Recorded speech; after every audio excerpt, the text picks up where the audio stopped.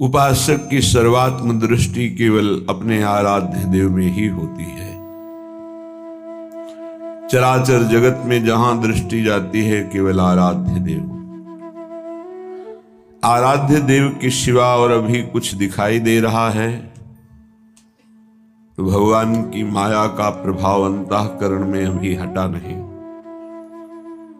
जिस दिन नाम वाणी इसका प्रभाव प्रकाशित होगा उस दिन चराचर जगत एकमात्र आराध्य देव हैं, पक्का, कोई संशय इसमें नहीं। ये केवल माया का पर्दा पड़ा हुआ है, त्रिगुणात्मिका माया का, इसीलिए पुरुष स्त्री जड़ चैतन्य अच्छा बुरा ऐसा भास रहा है नहीं। चिद चिद लक्षणम सर्वम राधा कृष्णमयम जगत, संपूर्ण जगत प्रिया प्रीतम में है। यही दृष्टि प्राप्त करने के लिए उपासना का स्थापन अपने हृदय में उपासक करता है। जब तक उपासना का स्थापन नहीं होता तब तक वासना रहती है और वासना दुर्गति कराती है, गंदे आचरण कराती है। वासना को उपासना से काटना ही पड़ेगा यदि दुखों से मुक्त होना चाहते हो तो। प्रत्येक शरीरधारी दुख नहीं चाहता, सुख चाहता है। प्रत्येक शरीरधारी की चेष्टा मुझे सुख मिले इसलिए होती है। परिणाम में दुख क्यों मिलता है? ना चाहने पर परिणाम में दुख मिलता है क्योंकि तुम्हारी क्रिया गलत है। चाहते हो सुख, लक्ष्य बनाया सुख, और जो क्रिया करी उसका परिणाम होता है दुख।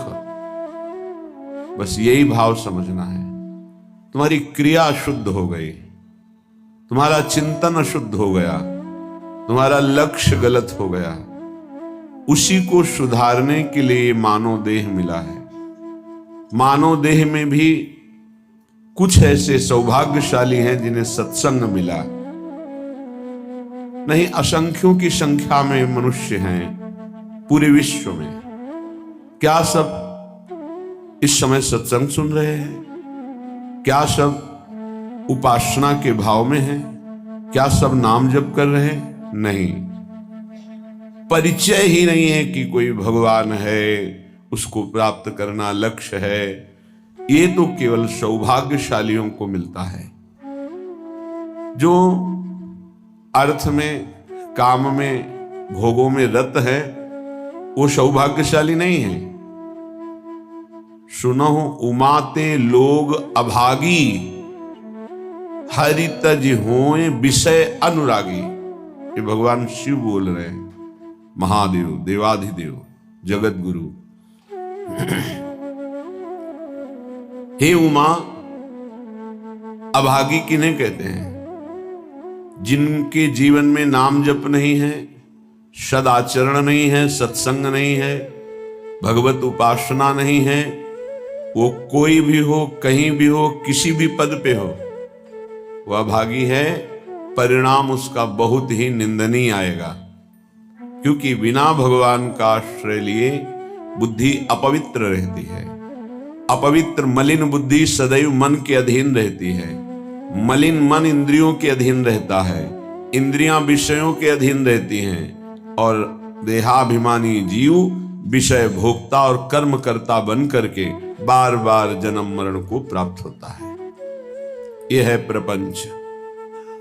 इस प्रपंच से मुक्त होने का सौभाग्य अपने लोगों को मिला है क्योंकि भगवत चर्चा कथन श्रवण परम पावन महामहिम श्री वृंदावन की रज में बैठकर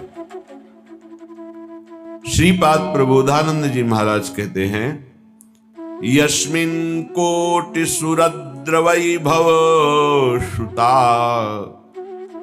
भूषीरुहा पोषका भक्ति ही सदवनिता महारसमयी यत्र स्वयं श्लष्यति।